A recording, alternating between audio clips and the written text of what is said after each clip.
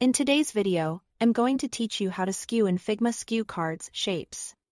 Button. We will start right inside Figma. Open your design so you can see the elements you want to transform. Skewing is perfect for adding a dynamic, angled look to cards, shapes, and buttons. And it can make flat layouts feel more energetic. Before you begin, make sure the element you plan to modify is clearly selected, and that you understand how it's built. For example, many buttons are frames with auto layout, and skewing will visually tilt that entire frame. Next, open the plugin search, press Ctrl+K.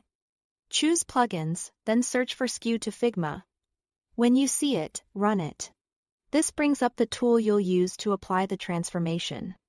With that ready, select the shape, button frame, or card you want to skew.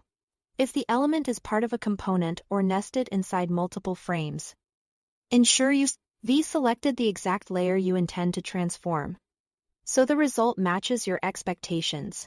You can also access the plugin directly from your selection. Right-click on the element, go to Plugins, and choose Skew to Figma. Either approach opens the same control panel, so use whichever is more convenient while you work. Now adjust the angles.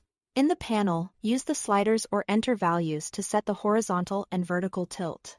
Horizontal tilt leans your object left or right, while vertical tilt leans it forward or backward. Small adjustments often look most natural. A few degrees can add energy without warping the design. Watch how edges, rounded corners, and shadows react. If you are skewing a card with imagery or text, keep an eye on legibility and alignment, so nothing feels distorted in a distracting way.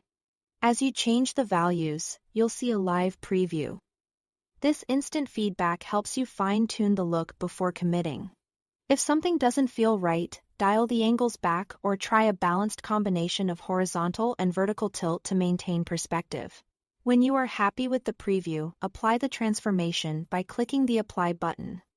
The change will be committed to your selection. If you decide to revert, remember you can always undo. Take a final pass over spacing, overlays, and any shadows or borders to ensure the skewed element still fits seamlessly with the rest of your layout. That's it. Thanks for watching.